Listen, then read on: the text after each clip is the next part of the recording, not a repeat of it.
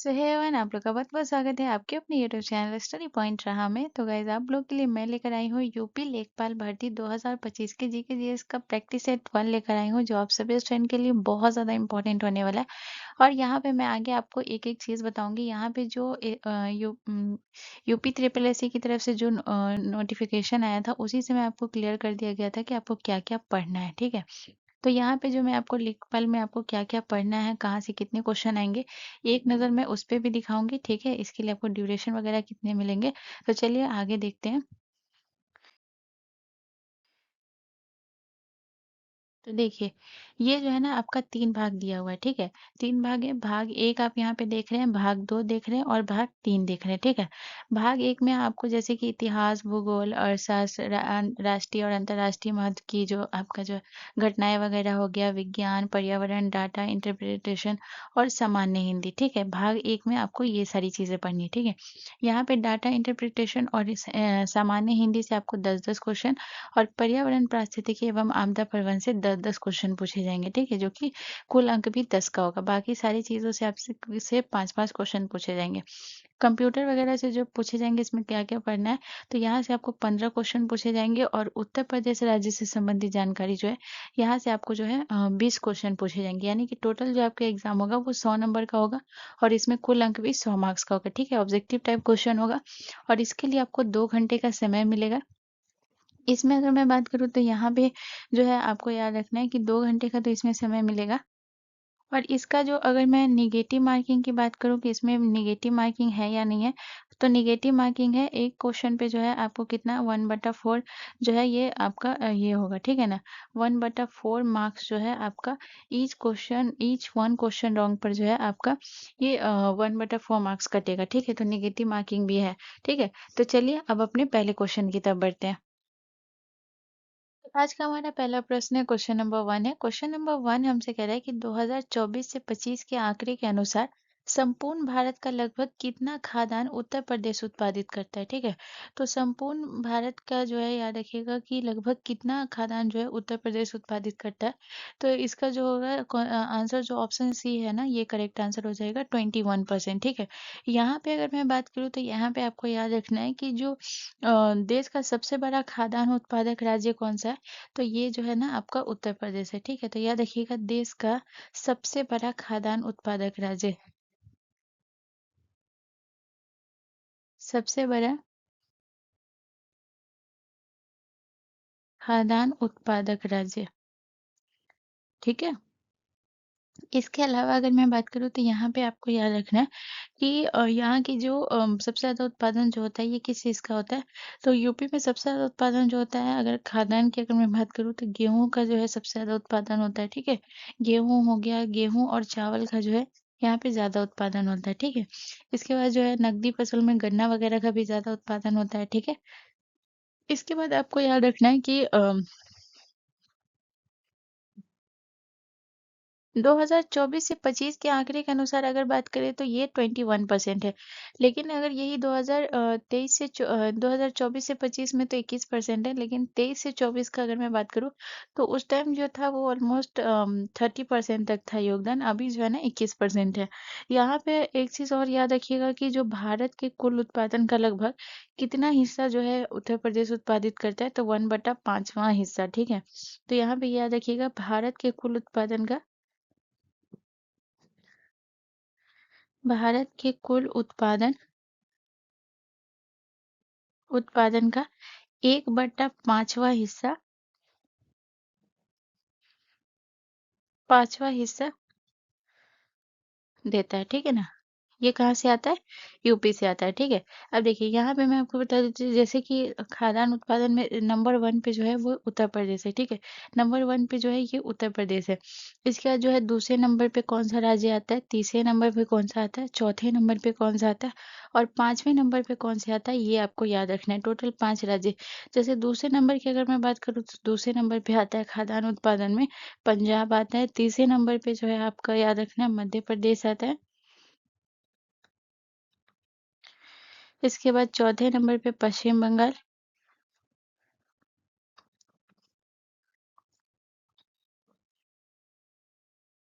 और छठे नंबर पे आपका आता है बिहार। ठीक है। यहाँ पे अगर मैं बात करूँ तो याद रखिएगा कि जैसे पंजाब का, तो पंजाब का कितना परसेंट योगदान है? तो पंजाब का जो है ना 11 से 12% योगदान है, खाद्यान्न उत्पादित करता है। मध्य प्रदेश की अगर मैं बात करूँ तो याद रखिएगा इसका 10% योगदान है, और पश्चिम बंगाल की अगर मैं बात करूँ तो 7 से 8%, ठीक है ना, 7 से 8%, और बिहार की तो ये आपका हो गया 5 से 7%। ठीक है, चलिए नेक्स्ट क्वेश्चन की तरफ। अगला क्वेश्चन हमारा क्वेश्चन नंबर 2 है गाइस। क्वेश्चन नंबर 2 हमसे कह रहा है कि निम्नलिखित में से कौन सा एक उत्तर प्रदेश राज्य के अधीनस्थ न्यायिक सेवा के रूप में कार्य करता है? तो उत्तर प्रदेश के अधीनस्थ न्यायिक सेवा के रूप में कार्य करता है, तो आपके ऑप्शन है, ऑप्शन ए चंदौली जिला न्यायालय, ऑप्शन बी पीलीभीत जिला न्यायालय, ऑप्शन सी बांदा जिला न्यायालय, या फिर ऑप्शन डी इटावा जिला न्यायालय। तो इसका जो करेक्ट आंसर हो जाएगा वो हो जाएगा ऑप्शन डी, हमारा करेक्ट आंसर हो जाएगा। ठीक है, तो ऑप्शन हमारा डी करेक्ट आंसर हो जाएगा। इसके अलावा अगर मैं बात करूँ तो यहाँ पे आपको याद रखना है, जो इटावा जिला न्यायालय है ना, यह इलाहाबाद उच्च न्यायालय के अधीन कार्य करता है। ठीक है, तो ये भी याद रखिएगा कि ये इलाहाबाद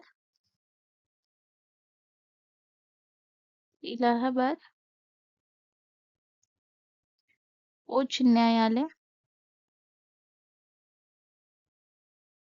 न्यायालय के अधीन कार्य करता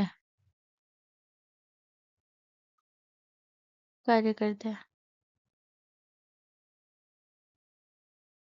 अब यहाँ पे मैं उत्तर प्रदेश के बारे में लिखा रही हूँ। याद रखिएगा कि जो सिविल जज न्यायालय की स्थापना जो है कब हुई थी।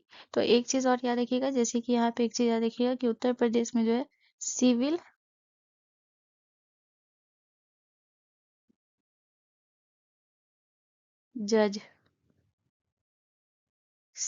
जज न्यायालय की स्थापना,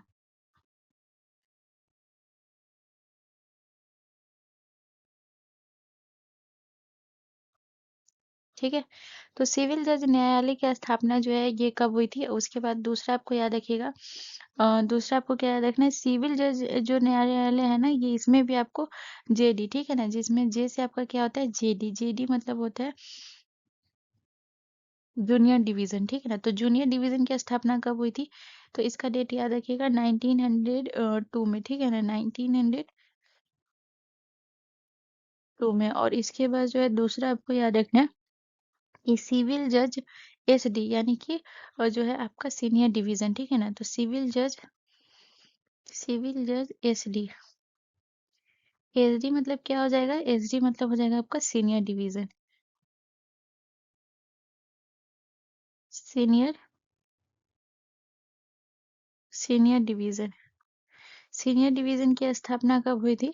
तो ये भी आपको याद रखना है। तो याद रखिएगा इसकी स्थापना हुई थी 1926 में, ठीक है, 1926 में हुई थी, ठीक है। तो यहाँ पे एसडी मतलब सीनियर डिवीजन होता है, और यहाँ पे जेडी मतलब आप समझ जाइएगा जूनियर डिवीजन, ठीक है।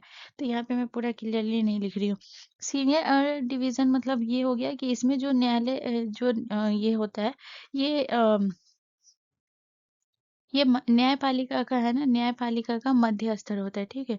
तो याद रखिएगा जो ये होता है ना, ये याद रखिएगा न्यायपालिका का मध्य स्तर होता है।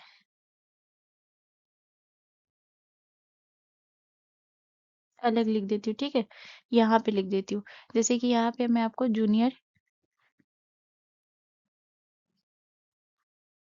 जूनियर डिवीजन और इसके बारे में लिखा रही हूँ, ठीक है ना। और दूसरा मैं आपको यहाँ पे सीनियर डिवीजन, यहाँ पे मैं आपको ये समझा रही हूँ, ठीक है।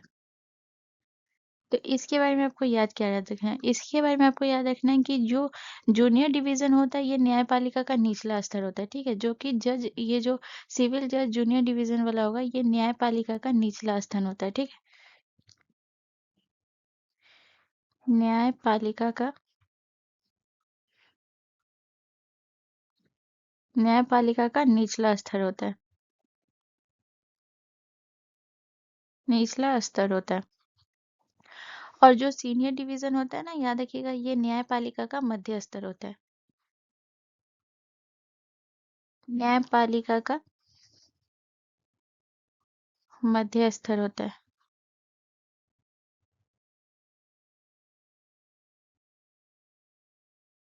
ठीक है। तो इतना पॉइंट आपको याद रखना है। चलिए नेक्स्ट क्वेश्चन की तरफ। अगला क्वेश्चन हमारा क्वेश्चन नंबर 3 है गाइस। क्वेश्चन नंबर 3 कह रहा है कि उत्तर प्रदेश के किसान आंदोलन का नेतृत्व किस नेता ने किया था?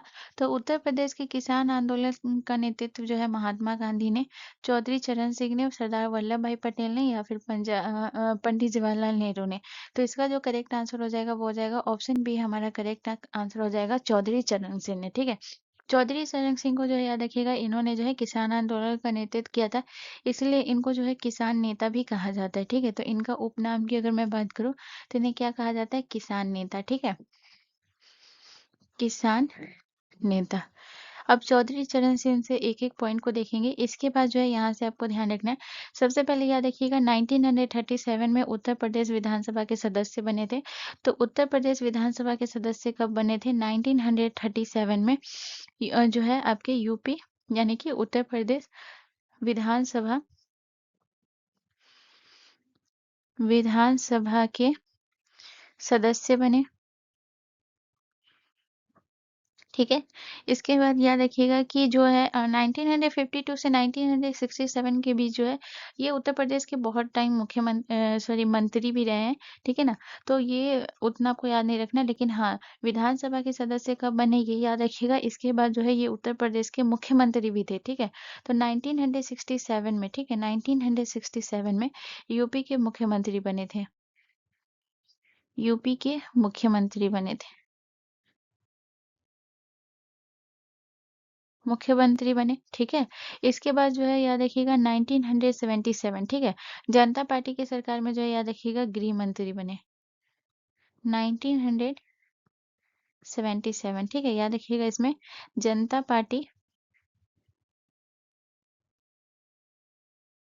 पार्टी सरकार में क्या बने थे? गृह मंत्री। गृह मंत्री बने। ठीक है, इसके बाद जो है याद रखिएगा कि ये है ना प्रधानमंत्री भी थे। ठीक है, तो याद रखिएगा ये भारत के 5वें प्रधानमंत्री थे। 5वें प्रधानमंत्री बने। ठीक है, और इनका जो काल था वो था 1979 से 1979 से 80 तक, यानी थोड़े टाइम के लिए बने थे। 79 से 80 तक। ठीक है, इसके बाद अगर मैं बात करूं तो यहाँ पे आपको याद रखना है कि जैसे महात्मा गांधी, तो महात्मा गांधी जो चंपारण आंदोलन में का नेतृत्व किया था महात्मा गांधी ने। तो महात्मा गांधी ने कौन से आंदोलन का? तो महात्मा गांधी ने बहुत सारे आंदोलन का किया था। जैसे जैसे मैं इनका जो है सबसे पहला जो था वो था चंपारण चंपारण सत्याग्रह।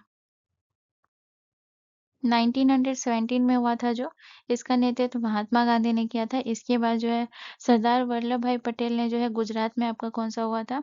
बारदौली सत्याग्रह। तो ये गुजरात में प्रमुख नेता थे। बारदौली सत्याग्रह। बारदौली सत्याग्रह।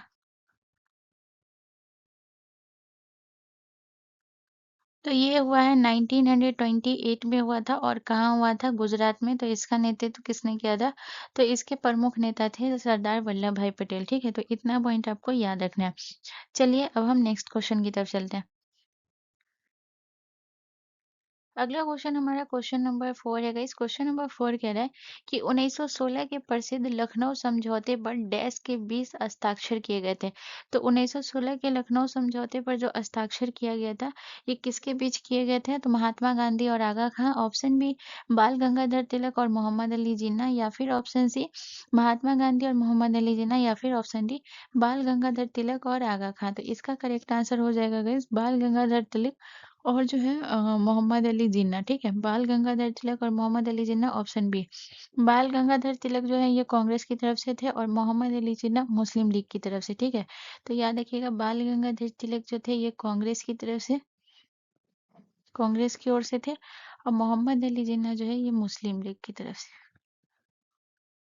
मुस्लिम लीग की तरफ से।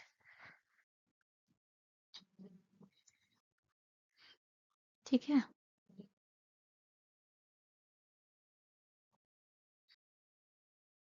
ये जो 1916 का जो लखनऊ समझौता था, तो इस समझौते में क्या-क्या जो है उद्देश्य था, इसका मतलब कि क्या-क्या इंपॉर्टेंट पॉइंट था, तो याद रखिएगा हिंदू मुस्लिम एकता को बढ़ावा देना, हिंदू मुस्लिम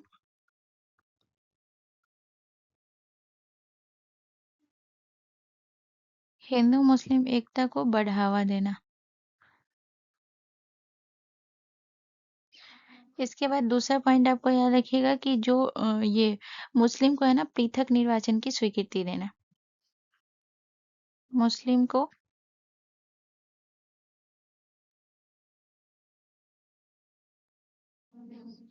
पृथक निर्वाचन,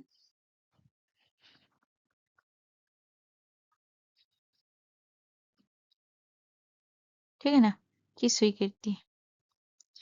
ये इसका प्रमुख पॉइंट था, ठीक है ना, जो कि आपको याद रखना है, जो कि ये बहुत ज्यादा इंपॉर्टेंट है, ठीक है। स्वीकृति। और इसका सबसे बड़ा पॉइंट ये भी याद रखिएगा कि कांग्रेस ने जो है मुसलमानों के लिए पहली बार, ठीक है ना, पृथक निर्वाचन मंडल की मांग को स्वीकार किया था। ये भी याद रखिएगा, क्योंकि यहाँ पे जो है ये मुस्लिम को पृथक निर्वाचिका की स्वीकृति जो है ये पहली बार हुआ था। तो ये भी आपको याद रखना है, ठीक है। चलिए नेक्स्ट क्वेश्चन की तरफ। अगला क्वेश्चन हमारा क्वेश्चन नंबर 5 है। क्वेश्चन नंबर 5 कह रहा है कि उत्तर प्रदेश में कौन सी मिट्टी सर्वाधिक पाई जाती है? तो उत्तर प्रदेश में जलोढ़ मिट्टी, काली मिट्टी, लाल मिट्टी या फिर बलुई या फिर दोमट मिट्टी। तो इसका जो करेक्ट आंसर हो जाएगा वो कौन सा हो जाएगा? तो याद रखिएगा, उत्तर प्रदेश में सबसे ज्यादा जो मिट्टी पाई जाती है वो जलोढ़ मिट्टी पाई जाती है, ठीक है। जलोढ़ मिट्टी पाई जाती है। यहाँ पे अगर मैं बात करूँ तो इसका जो इस मिट्टी का जो निर्माण होता है वो कैसे होता है? तो याद रखिएगा, गंगा और यमुना जो होती है ना, जो उसकी सहायक नदियां होती है, जो अपने साथ है ना क्या लाती है? अवसाद, जिसे हम सेडिमेंट्स कहते हैं, मैदानों में लाकर जमा करती है, ठीक है ना, जिससे ये क्या होता है? बहुत अधिक उपजाऊ बनती है, ठीक है। तो जहाँ पे जलोढ़ मिट्टी की अगर मैं निर्माण की बात करूँ, इसका निर्माण कैसे होता है, ठीक है। तो याद रखिएगा, इसका निर्माण होता है गंगा, यमुना और उनकी सहायक नदियां, गंगा, यमुना और उनकी सहायक नदियां।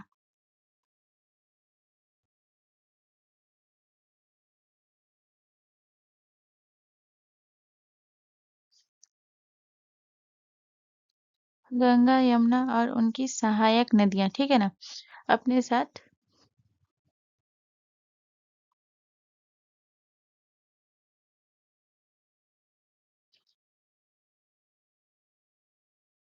अपने साथ अवसाद लाकर मैदान में जमा करती है।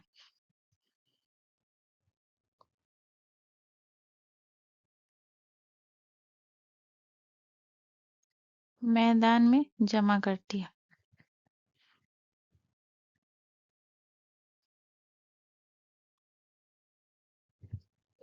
और जो जमा करती है तो इससे क्या होता है? इससे मिट्टी उपजाऊ बनती है। इससे मिट्टी क्या होती है? उपजाऊ होती है, उपजाऊ बनती है, ठीक है। तो ये याद रखिएगा। इसके बाद अगर मैं बात करूँ तो यहाँ पे याद रखिएगा कि उत्तर प्रदेश का जो सबसे ज्यादा यानी कि अधिकांश भाग जो है वो गंगा यमुना दोआब है और तराई क्षेत्र में स्थित है, ठीक है ना, इसकी वजह से, ठीक है। तो याद रखिएगा, उत्तर प्रदेश का यहाँ पे आपको याद रखना है अधिकांश भाग, अधिकांश भाग गंगा यमुना, गंगा यमुना दोआब और तराई क्षेत्र में स्थित है। दोआब और तराई क्षेत्र में स्थित है।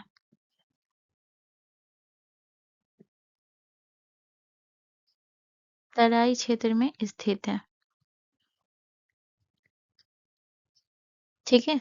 तो याद रखिएगा, यहाँ पे मैं आपको पहले भी बताई हूँ कि गेहूं, धान, गन्ना ये सब का उत्पादन यहाँ पे ज्यादा होता है, ठीक है। इसके बाद जो है अगर मैं काली मिट्टी, तो यूपी की ही बात करूँ, ऐसे तो ये काली मिट्टी अगर भारत में बात करूँ तो सबसे ज्यादा ये महाराष्ट्र में है, ठीक है। लेकिन यूपी में अगर मैं बात करूँ तो काली मिट्टी जो है ना, याद रखिएगा, ये बुंदेलखंड क्षेत्र में जो है बहुत सीमित यानी बहुत कम मात्रा में जो है। तो यहाँ पे याद रखिएगा कि जो यूपी का जो बुंदेलखंड है ना, यूपी के बुंदेलखंड, बुंदेलखंड में सीमित मात्रा में, सीमित मात्रा में होता है। इसके बाद अगर मैं बात करूँ तो यहाँ पे आपको याद रखना है लाल मिट्टी। तो लाल मिट्टी जो है ये बहुत कम उपजाऊ होती है, तो ये जो है ना आपके दक्षिण-पूर्वी ज़िलों में जो है यूपी के दक्षिण-पूर्वी ज़िलों में आपका ज़्यादा रहेगा, ठीक है ना? यूपी के दक्षिण-पूर्वी ज़िलों में लाल मिट्टी पाई जाती है, ठीक है? और जो आपका बलुई दोमट मिट्टी होती है ना, ये तराई और नदी किनारे क्षेत्रों में, ठीक है?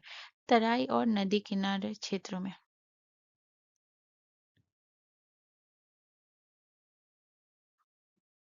तराई तराई और नदी किनारे क्षेत्रों में।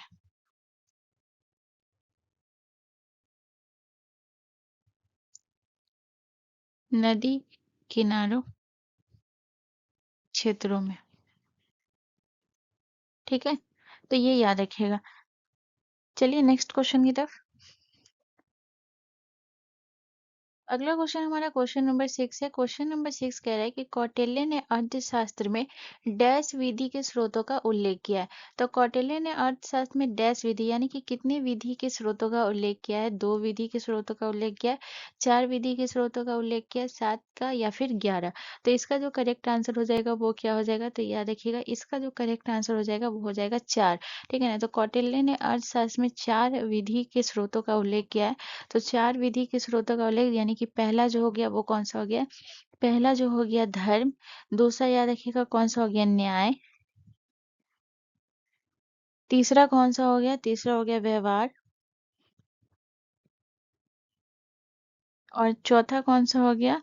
ये राजज्ञ। देखिए, धर्म, धर्म क्या यानी कि धार्मिक ग्रंथ और जो परंपराओं से जो है प्राप्त नियम, ठीक है ना? धर्म क्या है? याद रखिएगा धार्मिक ग्रंथों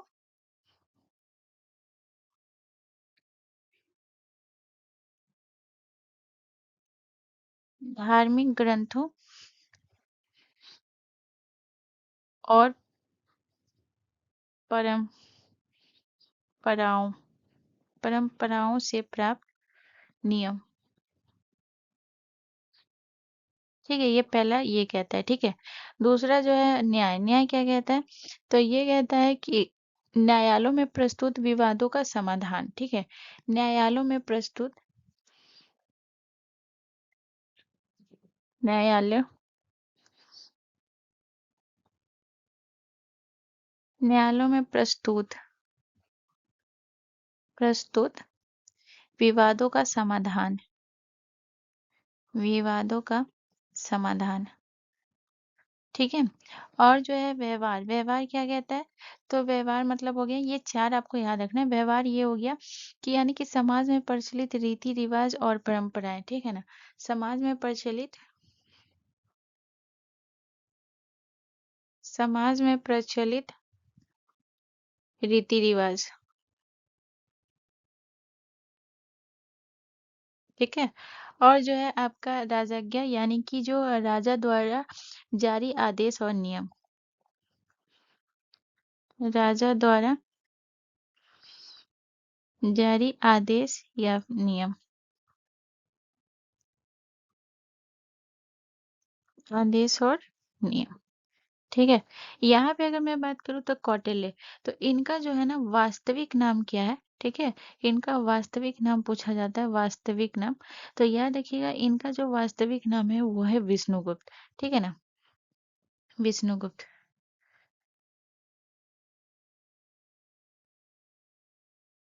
और इनका जो है अन्य नाम की अगर मैं बात करूँ तो इन्हें अन्य और कौन-कौन से नाम से जानते हैं? तो इनका अन्य नाम है जैसे कि कौटिल्य और चाणक्य,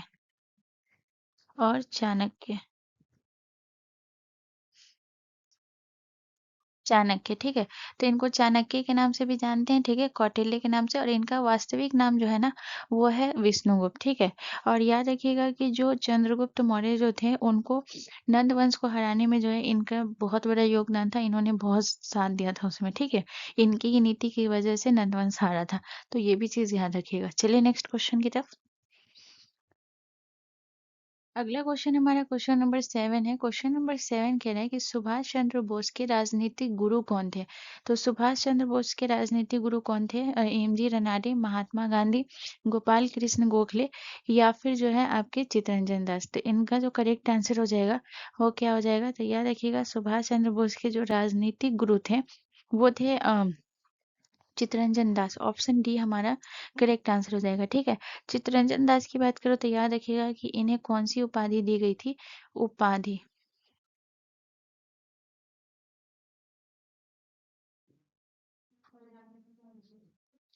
उपाधि। तो उपाधि में जो है याद रखिएगा ये जो था ना, इनको कौन सी उपाधि दी गई थी? देशबंधु की।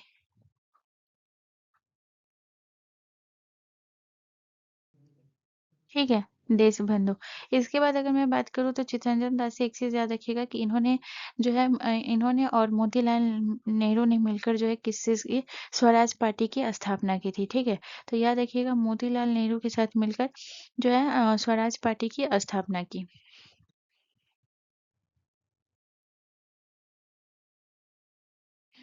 मोतीलाल नेहरू, मोतीलाल नेहरू, मोतीलाल नेहरू के साथ मिलकर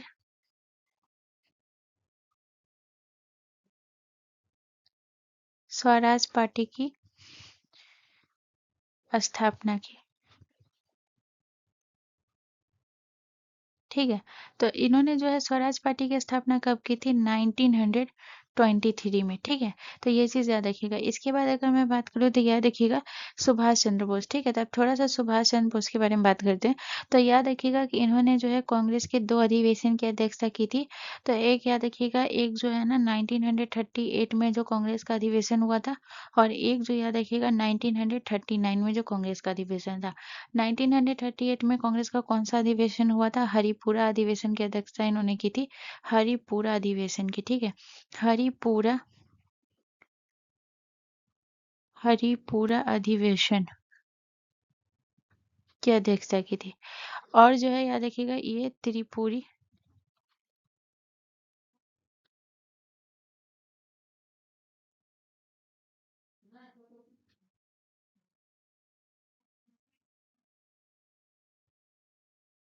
त्रिपुरी अधिवेशन। ठीक है, इसके बाद यहाँ पे आप याद रखिएगा कि इन्होंने जो है आज़ाद हिंद फौज की स्थापना की थी। ठीक है, तो इन्होंने किसकी स्थापना की थी? आज़ाद हिंद फौज की स्थापना की। आज़ाद फौज की स्थापना की। ठीक है, 1943 में। ठीक है, और इसके बाद अगर मैं बात करूँ तो याद रखिएगा कि इन्होंने जो है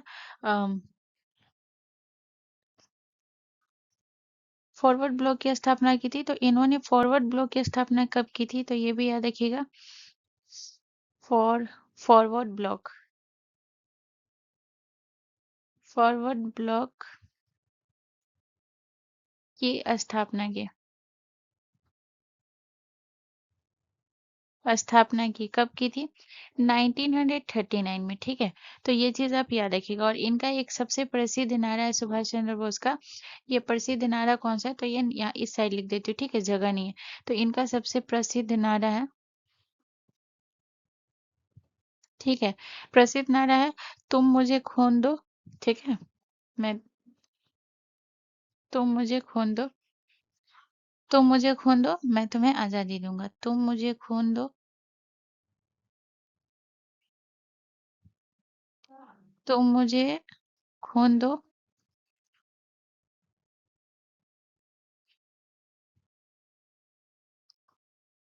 मैं तुम्हें आजादी दूंगा। ठीक है, तो ये आपको याद रखना है। ठीक है, आजादी दूंगा। तो ये पॉइंट आपको याद रखना है। चलिए नेक्स्ट क्वेश्चन की तरफ। अगला क्वेश्चन हमारा क्वेश्चन नंबर 8 है गाइस। क्वेश्चन नंबर 8 कह रहा है कि पावर पॉइंट में लेआउट कितने प्रकार के होते हैं। तो पावर पॉइंट में लेआउट कितने प्रकार के होते हैं? तो एक प्रकार के, दो प्रकार के, तीन प्रकार के या फिर चार प्रकार के। तो ऑप्शन डी हमारा करेक्ट आंसर हो जाएगा। पावर पॉइंट में लेआउट चार प्रकार का होता है। तो लेआउट चार प्रकार का होता है तो कौन कौन सा होता है? तो पहला याद रखिएगा, पावर पॉइंट में जो पहला होता है याद रखिएगा, टाइटल स्लाइड, ठीक है ना, टाइटल,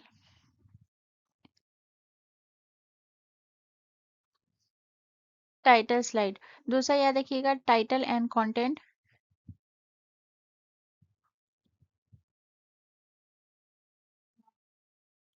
टाइटल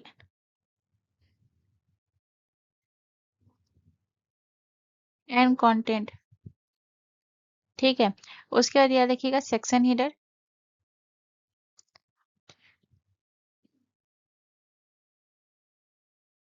सेक्शन हीडर, और इसके बाद याद रखिएगा टू कंटेंट,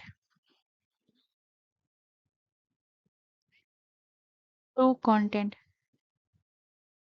ठीक है। तो इतना पॉइंट याद रखिएगा। चलिए नेक्स्ट क्वेश्चन की तरफ। अगला क्वेश्चन हमारा क्वेश्चन नंबर 9 है। क्वेश्चन नंबर 9 हमसे कह रहा है कि निम्नलिखित में से कौन सी आर्थिक गतिविधियां प्राथमिक क्षेत्र में आती है। तो कौन सी आर्थिक गतिविधियां जो प्राथमिक क्षेत्र में आती है? बैंकिंग आती है, खनन आती है, विनिर्माण आती है या फिर शिक्षा आती है। तो देखिए, प्राथमिक क्षेत्र में जो है क्या आता है? प्राथमिक क्षेत्र में जो है ये आपको याद रखना है, क्या कहते हैं, जो मतलब कि ये है ना, अर्थव्यवस्था का पहला और मूलभूत क्षेत्र होता है, ठीक है ना, जो प्राथमिक क्षेत्र होता है।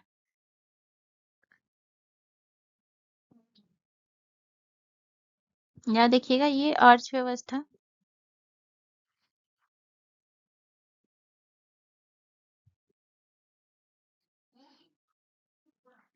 अर्थव्यवस्था,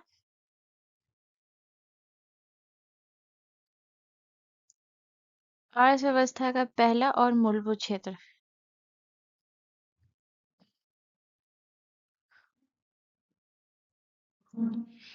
पहला और मूलभूत क्षेत्र होता है, ठीक है ना।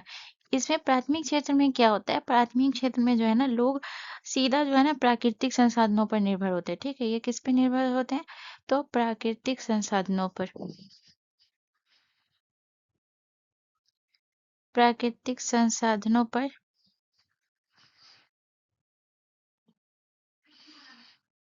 निर्भर होते हैं, ठीक है। यहाँ पे अगर मैं बात करूँ तो एक चीज आपको याद रखना है कि प्राथमिक क्षेत्र में जो आता है वो आपका कौन कौन सा आ जाता है। तो प्राथमिक क्षेत्र में जैसे कि कृषि, कृषि आता है। इसके बाद आपको याद रखना और क्या आता है, पशुपालन आता है, पशुपालन, ठीक है। इसके बाद जो है और क्या आता है आपका, ये मत्स्य पालन आता है और खनन आता है,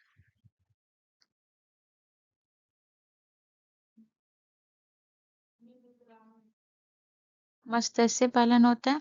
इसके बाद चौथा याद रखिएगा क्या होता है, खनन, यानी कि माइनिंग। और देखिए ऑप्शन बी में आपका है तो ऑप्शन बी आपका करेक्ट आंसर हो जाएगा, ठीक है।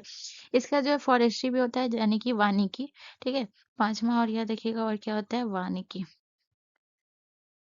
ठीक है। अब जैसे कृषि में आपका हो गया फसल उगाना, जैसे गेहूं वगैरह।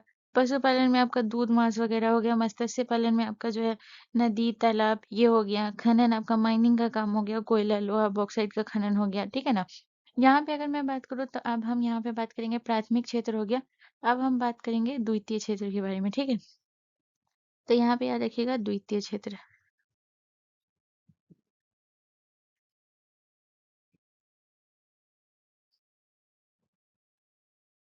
ठीक है। तो द्वितीय क्षेत्र में इसमें क्या होता है, औद्योगिक क्षेत्र इसे कहते हैं, ठीक है।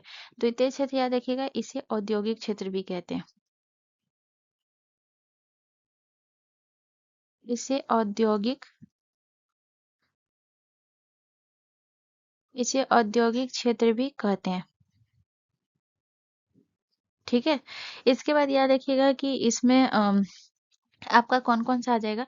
तो इसमें जैसे कि आपका जैसे उद्योग उद्योग में जैसे आप कपड़ा उद्योग हो गया, चीनी मिल हो गया, लौह इस्पात उद्योग हो गया, सीमेंट उद्योग हो गया, जितने भी उद्योग शामिल होते हैं वो हो गया, ठीक है ना। तो इसमें जो है आपका आता है उद्योग, ठीक है, जैसे कपड़ा उद्योग वगैरह। इसके बाद जो है और इसमें क्या आता है, इसमें निर्माण का कार्य, जैसे कि पुल का निर्माण होता है, ये आपके द्वितीय क्षेत्र में आया। पुल निर्माण होना, सड़क होना, बांध बनना, ये सब आपका किस में आ जाएगा। तो निर्माण कार्य जो है यानी कि जितना भी निर्माण कार्य आएगा ये आपके द्वितीय क्षेत्र में आएगा, ठीक है। तो ये जितना भी लिखा रही हूँ बहुत इंपॉर्टेंट है, इसे नोट करते हुए चलिएगा। इसके बाद तीसरे पे जो है आपका कौन सा आ जाएगा, ऊर्जा उत्पादन। ऊर्जा उत्पादन मीन्स बिजली का उत्पादन करना। ऊर्जा उत्पादन ये आपका कौन से क्षेत्र में आएगा, द्वितीय क्षेत्र में आएगा, ठीक है। इसके बाद आपको याद रखना है लघु उद्योग। लघु उद्योग, तो ये भी आपका जो है ना, जैसे कि कुटीर उद्योग वगैरह जो होता है ये आपके द्वितीय क्षेत्र में आएगा। अब आते हैं तृतीय क्षेत्र की बात करते हैं। तृतीय क्षेत्र,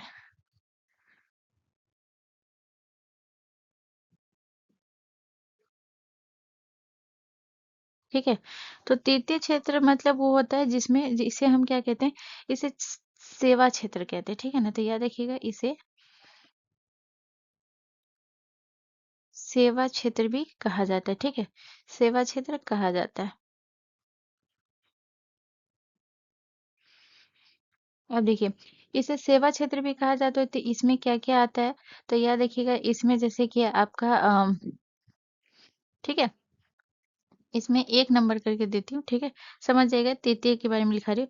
जैसे इसमें परिवहन आ गया, ठीक है, तो परिवहन आपका कौन सा हो जाएगा, तृतीय क्षेत्र हो जाएगा। बहुत तरीके से इसमें जो है ना क्वेश्चन पूछा जाता है, ठीक है।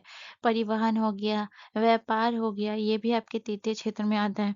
इसके बाद जो है शिक्षा हो गया, ये भी आपके तृतीय क्षेत्र में आता है। इसके बाद जो है आपका बैंकिंग हो गया, बैंकिंग और बीमा, बैंकिंग, बैंकिंग और बीमा, ये भी आपका किस में आ जाता है, तृतीय क्षेत्र में आ जाता है, ठीक है ना। इसके बाद जो है एक और लिख लीजिएगा, यहाँ पे पर्यटन, नीचे लिख देती हूँ, ठीक है, पर्यटन, तो ये भी आपके तृतीय क्षेत्र में आता है, ठीक है। चलिए नेक्स्ट क्वेश्चन की तरफ। अगला क्वेश्चन हमारा क्वेश्चन नंबर 10 है गाइस। क्वेश्चन नंबर 10 कह रहा है कि दो शाखाओं में विभाजित निम्नलिखित में से किस संगठन की स्थापना लोकमान्य तिलक और एनी बेसेंट ने की थी।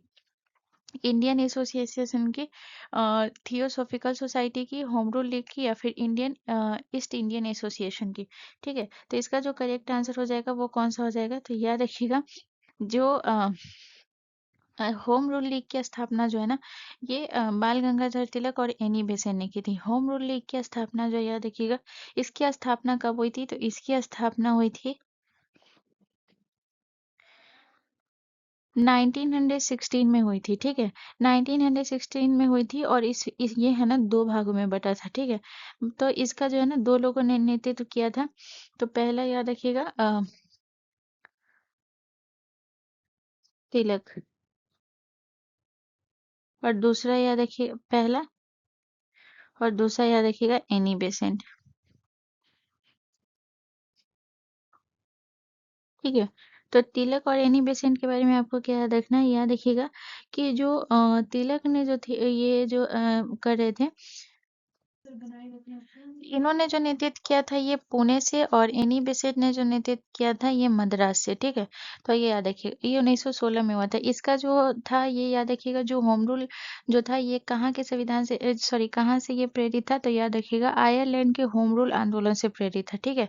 तो ये भी पॉइंट याद रखिएगा, आयरलैंड के होम रूल आंदोलन से प्रेरित था,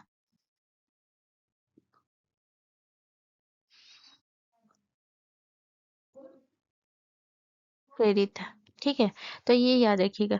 इसके बाद अगर मैं बात करूँ तो यहाँ पे याद रखिएगा इंडियन एसोसिएशन। तो इंडियन एसोसिएशन की स्थापना सुरेंद्र नाथ बनर्जी ने की थी, ठीक है। तो याद रखिएगा इसकी स्थापना किसने की थी, सुरेंद्र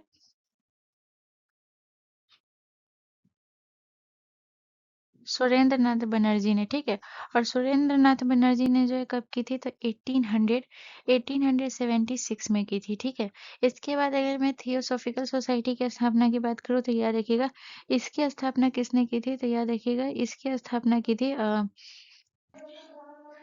इसकी स्थापना हुई थी 1875 में, ठीक है। थियोसॉफिकल सोसाइटी की स्थापना 1875 में, और किसने की थी, तो याद रखिएगा इसकी स्थापना हेनरी स्टील ओलकॉट ने, ठीक है।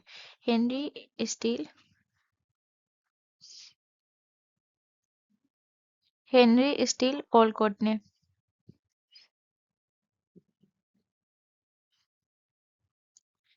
और ईस्ट इंडियन एसोसिएशन की स्थापना दादा भाई नौरोजी ने की थी, ठीक है। तो ईस्ट इंडियन एसोसिएशन की स्थापना किसने की थी, दादा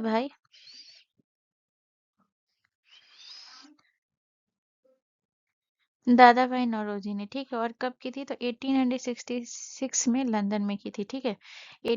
कब की थी, 1866 में, 1866 में कहाँ की थी, लंदन में,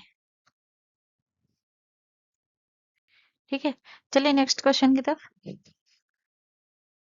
अगला क्वेश्चन हमारा क्वेश्चन नंबर 11 है। क्वेश्चन नंबर 11 कह रहा है कि एक तरह की बेरोजगारी जिसमें किसी व्यक्ति का किसी कार्य में होना या ना होना कोई अंतर नहीं डालता है, क्या कहलाती है, तो यानी कि एक व्यक्ति है वो काम कर रहा है, ठीक है ना।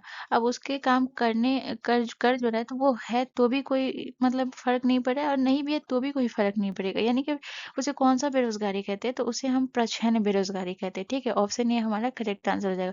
मान लीजिए कि कोई खेत में कोई खेत है और उसमें 10 व्यक्ति काम करे, तो 10 व्यक्ति अगर काम करे तो उसमें उस खेत में अगर 5 व्यक्ति भी काम करेंगे ना तो भी वो चल जाएगा। तो जो वो 5 व्यक्ति है ना वो बेरोजगारी ही एक तरह से होता है, ठीक है ना।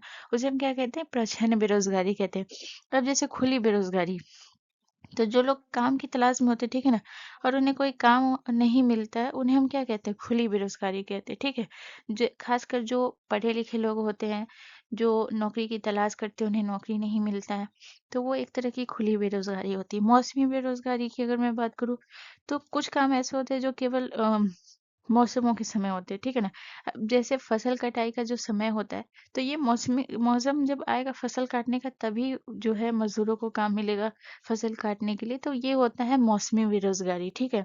इसके बाद जैसे अल्प बेरोजगारी होता है, तो अल्प बेरोजगारी जो लोग अपनी मतलब अपनी क्षमता से काम करते हैं, जैसे कि कोई व्यक्ति होता है जो रिक्शा वगैरह चला लेता है, ठीक है ना, ऑटो वगैरह, तो वो एक तरह की अल्प रोजगारी होती है, ठीक है ना। तो ये सब आपको याद रखना है। चलिए नेक्स्ट क्वेश्चन की तरफ। अगला क्वेश्चन हमारा क्वेश्चन नंबर 12 है। क्वेश्चन नंबर 12 कह रहा है कि बेतवा नदी पर निम्न में से कौन सा बांध बनाया गया है, तो बेतवा नदी पर जो है ना कौन सी बांध बनाई गई है, रिहांद बांध, लवकुश बांध, शारदा बांध या फिर राजघाट बांध। तो इसका जो करेक्ट आंसर हो जाएगा वो हो जाएगा ऑप्शन डी, हमारा करेक्ट आंसर हो जाएगा राजघाट बांध। राजघाट बांध की अगर मैं बात करूँ तो यहाँ पे आपको याद रखना है ये तो बेतवा नदी पर है और ये मध्य प्रदेश और उत्तर प्रदेश की सीमा पर बना है, ठीक है। मध्य प्रदेश और उत्तर प्रदेश,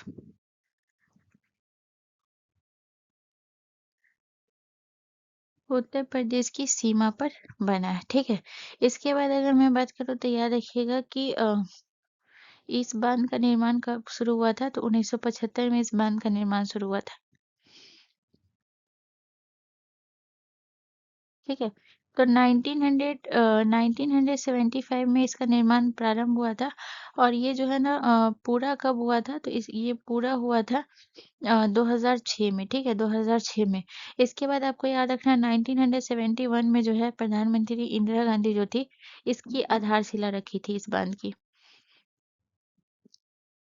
ठीक है। तो याद रखिएगा 1971 में प्रधानमंत्री, और 1971 में प्रधानमंत्री कौन थी, इंदिरा गांधी। इंदिरा गांधी आधारशिला रखी थी,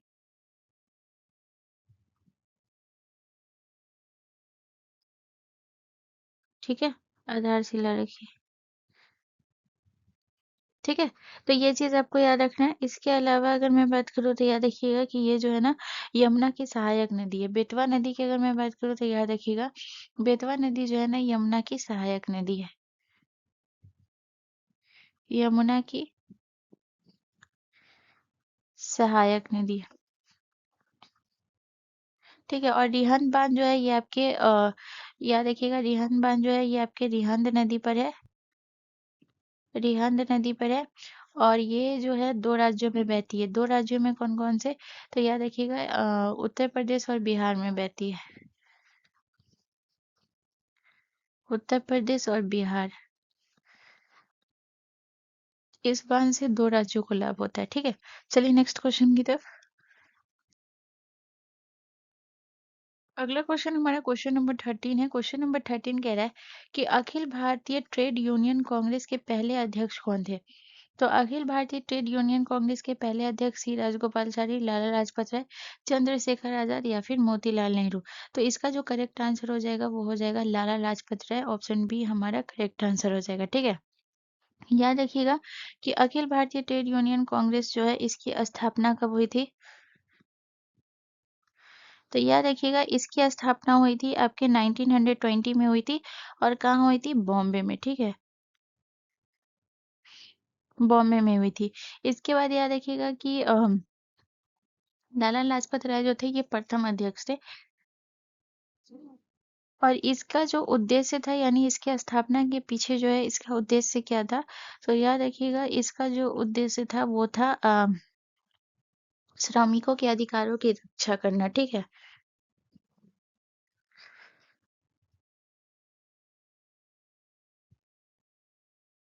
श्रमिकों के अधिकारों की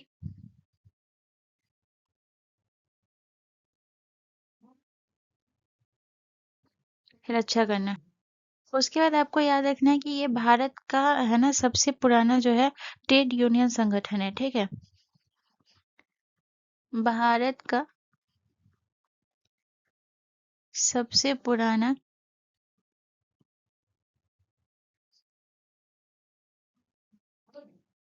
ट्रेड यूनियन संगठन है।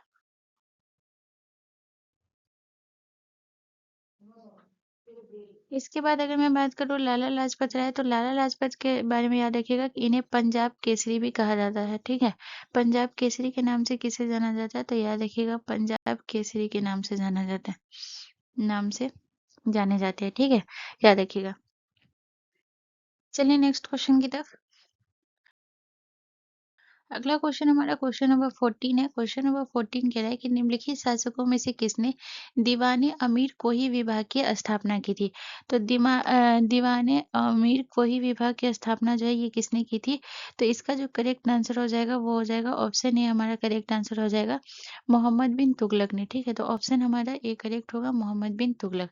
मोहम्मद बिन तुगलक याद रखिएगा कि ये जो थे इनका शासन जो था ये 1325 से 1351 के बीच था। ठीक है।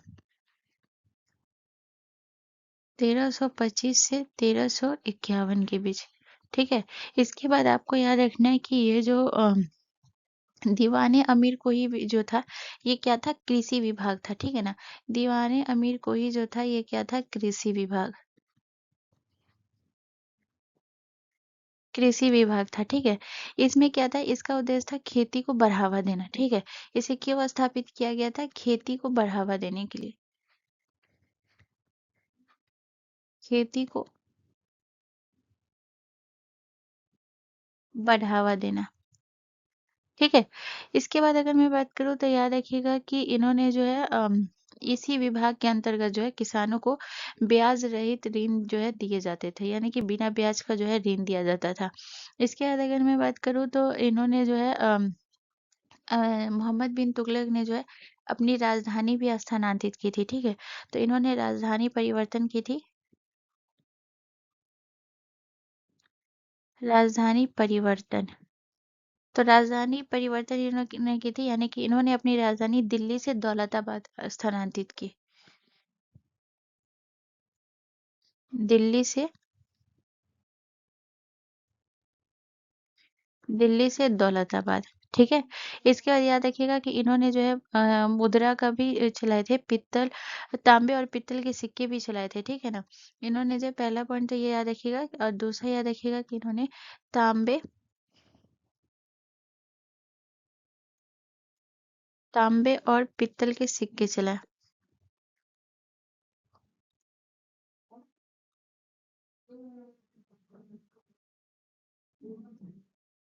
ठीक है।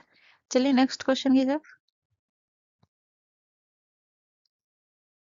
अगला क्वेश्चन हमारा क्वेश्चन नंबर 15 है। क्वेश्चन नंबर 15 हमसे कह रहा है कि आर्थिक योजना निम्न में से किस अर्थव्यवस्था की एक आवश्यक विशेषता है। तो आर्थिक योजना जो है किस अर्थव्यवस्था की आवश्यक विशेषता है? समाजवादी अर्थव्यवस्था, पूंजीवादी अर्थव्यवस्था, दोहरी अर्थव्यवस्था या फिर मिश्रित अर्थव्यवस्था। तो इसका जो करेक्ट आंसर होगा वो क्या हो जाएगा? समाजवादी अर्थव्यवस्था। ठीक है।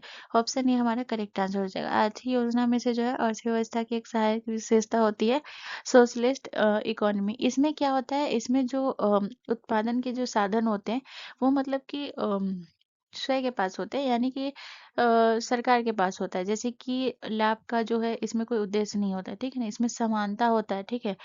और जो आपका जो पूंजीवादी अर्थव्यवस्था होता है इसमें क्या होता है कि इसमें जो उत्पादन के जो साधन होते हैं वो क्या होते हैं, निजी व्यक्ति या फिर जो है कंपनी के पास होता है। ठीक है। और दूसरा अगर मैं बात करूँ दोहरी अर्थव्यवस्था, तो इसमें दोनों प्रकार की अर्थव्यवस्था प्रणालियाँ मतलब एक साथ चलती है, जैसे कि आपका जो है आधुनिक और पारंपरिक दोनों। ठीक है। और मिश्रित में तो है, इसमें पूंजीवादी और समाजवाद दोनों होते हैं। ठीक है। तो यहाँ पे मैं सिंपली और शॉर्ट में लिखाती हूँ, जैसे समाजवादी अर्थव्यवस्था। ठीक है। इसमें सरकार का नियंत्रण होता है और समानता पर जोर होता है। ठीक है। सरकार का नियंत्रण,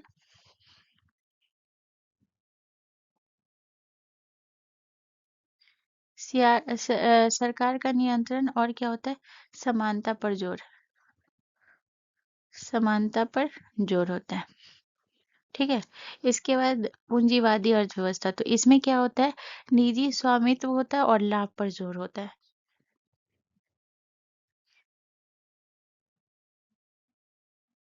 निजी स्वामित्व और लाभ पर जोर। ठीक है। इसके बाद जो है दोहरी अर्थव्यवस्था की अगर मैं बात करूँ तो यह देखिएगा, विकसित होती है और पिछड़े क्षेत्र के साथ साथ। ठीक है ना। विकसित,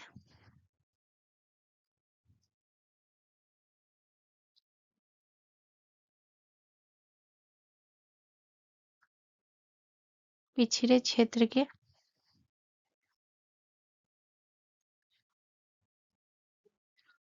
पिछड़े क्षेत्र के साथ साथ। उसके बाद जो है मिश्रित अर्थव्यवस्था, तो मिश्रित अर्थव्यवस्था में याद रखिएगा सरकार और निजी क्षेत्र दोनों शामिल इसमें ही होते हैं। सरकार और निजी क्षेत्र दोनों सक्रिय होते हैं। निजी क्षेत्र। ठीक है। चलिए नेक्स्ट क्वेश्चन की तरफ। अगला क्वेश्चन हमारा क्वेश्चन नंबर 16 है। क्वेश्चन नंबर 16 कह रहा है कि निम्नलिखित में से कौन सा चट्टानों का उदाहरण नहीं है। तो चट्टानों का उदाहरण कौन सा नहीं है? तो option A cyst, granite, asphalt या फिर बेसाल्ट। तो देखिए, जो आपका सिस्ट होता है ये रूपांतरित चट्टान जिसमें परतदार संरचना होती है ना वो होता है। ठीक है ना। तो ये क्या है, सिस्ट एक आपका जो है रूपांतरित चट्टान है। ठीक है। रूपांतरित,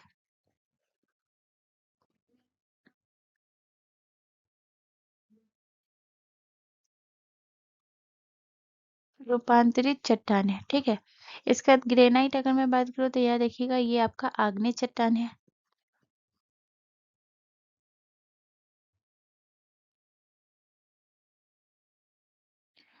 उसके बाद एसफॉल्ट की अगर मैं बात करूँ तो एसफॉल्ट जो है ये आपका एक ये आपका जो है ना पेट्रोलियम से प्राप्त होता है, तो ये चट्टान नहीं है। ठीक है। याद रखिएगा ये किससे प्राप्त होता है, पेट्रोलियम से प्राप्त होता है।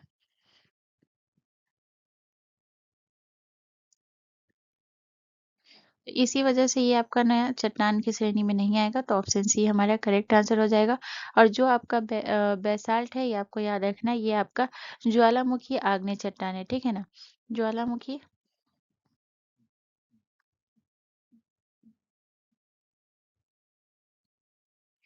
ज्वालामुखी आग्नेय चट्टान। ठीक है। इसके बाद यहाँ पे अगर मैं बात करूँ तो यहाँ पे जैसे कि चट्टान के प्रकार रखूँ तो एक होता है आपका आग्नेय चट्टान होता है, ठीक है। यहाँ पे चट्टान के प्रकार लिख देती हूँ। एक आपका क्या होता है, एक होता है आपका आग्नेय चट्टान होता है, ठीक है। दूसरा आपका कौन सा होता है, दूसरा होता है आपका अवसादी चट्टान होता है और तीसरा आपका रूपांतरित चट्टान। अवसादी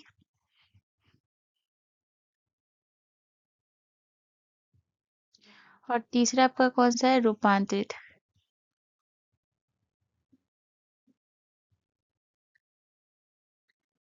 ठीक है। तो यहाँ पे अगर मैं बात करूँ जैसे आग्नेय चट्टान तो ये लावा या फिर मैग्मा के ठंडा होने से बनती है, ठीक है ना। लावा या मैग्मा के ठंडा होने से, ठीक है। जैसे इसका एग्जाम्पल पे अगर मैं बात करूँ तो ग्रेनाइट और बेसाल्ट वगैरह जो है ना, ये आग्नेय चट्टान का ही उदाहरण है। इसके बाद जो है बलुआ पत्थर और जो है ये जो है ये इसका है, ठीक है ना। बलुआ पत्थर हो गया, ये अवसादी चट्टान का उदाहरण हो गया। बलुआ पत्थर हो गया, ठीक है। इसके चूना पत्थर। रूपांती चट्टान में अगर मैं बात करूँ तो ये आग्नेय और अवसादी चट्टानों के दबाव या फिर जो है ताप से बनती है और इसका जो उदाहरण हो जाएगा वो हो जाएगा संगमरमर। संगमरमर और स्लेट भी इसी का उदाहरण है, रूपांती चट्टान का, ठीक है। चलिए नेक्स्ट क्वेश्चन की तरफ। अगला क्वेश्चन हमारा क्वेश्चन नंबर 17 है। क्वेश्चन नंबर 17 कह रहा है कि मानव विकास को आकार देने वाले विभिन्न अंतःक्रियात्मक बल है। तो इसमें से जो है कौन सा क्रियात्मक बल है, जैविक बल, मनोवैज्ञानिक बल, जीवन चक्र बल। तो ऑप्शन में ए में बोला है कि केवल एक और तीन सही है। ऑप्शन बी बोला है कि एक, दो और तीन तीनों सही है, या फिर ऑप्शन सी बोला है कि केवल दो और तीन सही है, या फिर ऑप्शन डी केवल एक और दो सही है। तो इसका जो करेक्ट आंसर हो जाएगा वो हो जाएगा ऑप्शन बी, हमारा करेक्ट आंसर हो जाएगा एक, दो, तीन, ये तीनों सही है, ठीक है। देखिए, जो आपका जो है ना ये जैविक बल, तो ये जैविक बल जो होता है ये प्राकृतिक और शारीरिक तत्व होता है, ठीक है ना। यहाँ पे मैं आपको लिखा देती हूँ जैविक बल, ठीक है। तो याद रखिएगा ये प्राकृतिक और शारीरिक तत्व होता है।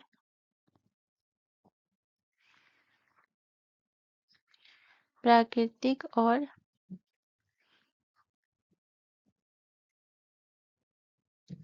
शारीरिक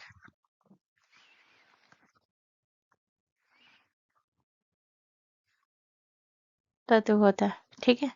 इसके बाद अगर मैं बात करूँ तो यहाँ पे आपको याद रखना है जैसे कि इसमें माता-पिता से प्राप्त गुण होता है, ठीक है ना? ये अगर मैं बात करूँ तो ये जो बल होता है ना, ये शारीरिक संरचना और विकास की गति को निर्धारित करता है, जो जैविक बल होता है, जिसे हम बायोलॉजिकल फोर्सेस कहते हैं। इसके बाद जो है आपका मनोवैज्ञानिक बल, ये बल जो होता है ना, ये व्यक्ति के आंतरिक, मानसिक और भावनात्मक जो होते हैं ना, ये उससे जुड़ा होता है, ठीक है? तो ये जो बल होता है, ये किससे जुड़ा होता है? आंतरिक, ठीक है? आंतरिक, मानसिक,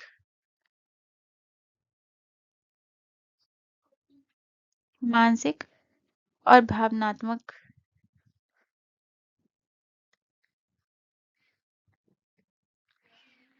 भावनात्मक से जुड़ा होता है। और जीवन चक्र बल की अगर मैं बात करूँ तो याद रखिएगा ये जीवन के विभिन्न चरणों से मतलब कि प्रभावित होता है, ठीक है। तो याद रखिएगा ये जीवन के, व्यक्ति के जीवन के विभिन्न चक्र से प्रभावित होता है, ठीक है। तो ये आपको याद रखना है। चलिए नेक्स्ट क्वेश्चन की तरफ। अगला क्वेश्चन हमारा क्वेश्चन नंबर 18 है। क्वेश्चन नंबर 18 कह रहा है कि कंप्यूटर के कितने मूल कार्य होते हैं। तो कंप्यूटर के कितने मूल कार्य होते हैं, तो चार मूल कार्य होते हैं, ठीक है। ऑप्शन बी हमारा करेक्ट आंसर हो जाएगा। कहीं कहीं पे आपको पांच होता है, लेकिन ज्यादा सोर्स के अकॉर्डिंग अगर मैं बात करूँ तो ये चार ही मूल कार्य होते हैं, ठीक है। तो यहाँ पे जो है चार मूल कार्य कौन कौन से होते हैं, तो पहला आपको याद रखना है इनपुट। दूसरा याद रखिएगा प्रोसेसिंग।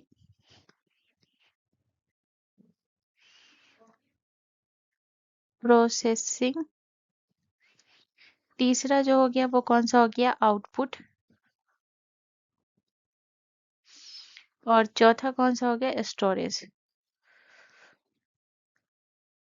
ठीक है। देखिए, इनपुट जो होता है इसमें क्या क्या आपका आ गया इनपुट में, जैसे कि आपका कीबोर्ड जो हो गया, ये क्या हो गया इनपुट के अंदर आपका कीबोर्ड आ जाएगा, माउस आ जाएगा, ठीक है ना। इसके बाद आपका स्कैनर आ जाएगा, ये सब जो है ना आपका इनपुट के अंदर आया। प्रोसेसिंग में आपका क्या आ जाएगा, जैसे कि गणना करना, तुलना करना, ये सब जो है आपका, जैसे कि गणना करना, इसके बाद देखिएगा तुलना करना, ये सब जो है ना आपका प्रोसेसिंग हो गया, ठीक है।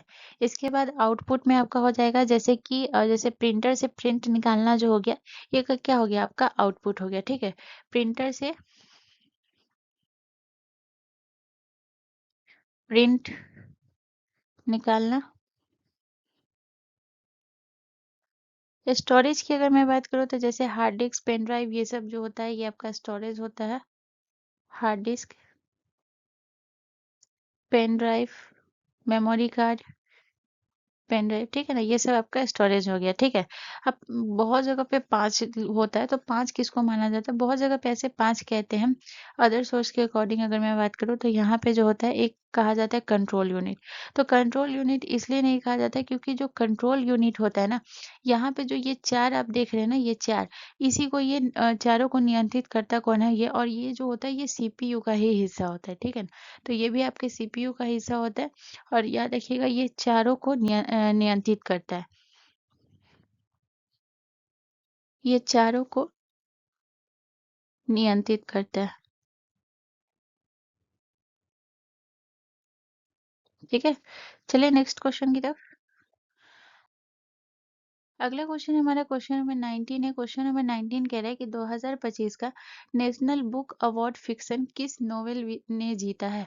तो याद रखिएगा, one day everyone will have always been August this, या फिर ऑप्शन बी बोल रहा है कि द टीचर ऑफ नोमाडलैंड, या फिर option C the true story of Raja the gullible, या फिर option D we are green and trembling.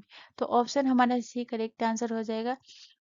National book award fiction जो है, याद रखिएगा the true story of Raja the gullible, ठीक है ना। ऑप्शन सी करेक्ट हो जाएगा। चलिए नेक्स्ट क्वेश्चन की तरफ। अगला क्वेश्चन हमारा क्वेश्चन नंबर 20 है। क्वेश्चन नंबर 20 हमसे कह रहा है कि प्रसिद्ध दशावतार मंदिर उत्तर प्रदेश में कहाँ पर है। तो दशावतार मंदिर जो है उत्तर प्रदेश में कहाँ पर है, तो याद रखिएगा देवगढ़ में, कुशीनगर में, वाराणसी में, या फिर सौरों में। तो ऑप्शन हमारा जो है ना, ये आपका ये देवगढ़ जो है ना करेक्ट आंसर हो जाएगा। देवगढ़ आपका कौन सा है, तो उत्तर प्रदेश के ललित ललितपुर जिला में, ठीक है। इसके बाद अगर मैं बात करूँ तो याद रखिएगा कि ये है ना भगवान विष्णु के 10 अवतारों को समर्पित है। ये मंदिर जो है याद रखिएगा, इसी वजह से इसे दशावतार मंदिर कहा जाता है, ठीक है ना। तो भगवान विष्णु के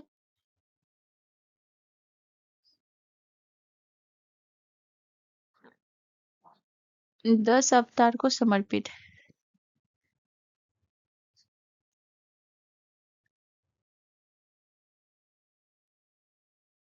ठीक है।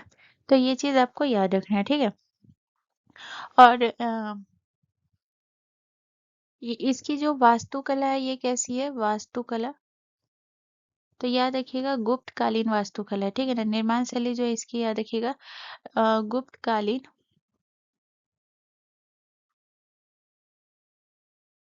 गुप्तकालीन वास्तुकला है, ठीक है। तो ये पॉइंट आपको याद रखना है। तो गाइज आज का सेशन यही कंप्लीट होता है। यहाँ से रिलेटेड कोई भी कंफ्यूजन, कोई भी दिक्कत है तो आप मुझसे कमेंट करके पूछ सकते हैं, मैं उसका ज़रूर रिप्लाई करूंगी। अगर वीडियो आपके लिए थोड़ा सा भी इन्फॉर्मेटिव था तो प्लीज़ प्लीज़ चैनल को जरूर सब्सक्राइब कर लीजिएगा एंड बेल आइकन पे जरूर क्लिक कर लीजिएगा। आगे सेशन से जुड़ने के लिए मेरे चैनल को सब्सक्राइब करना ना भूलें, ठीक है। तो मिलते हैं नेक्स्ट वीडियो में। जय हिंद।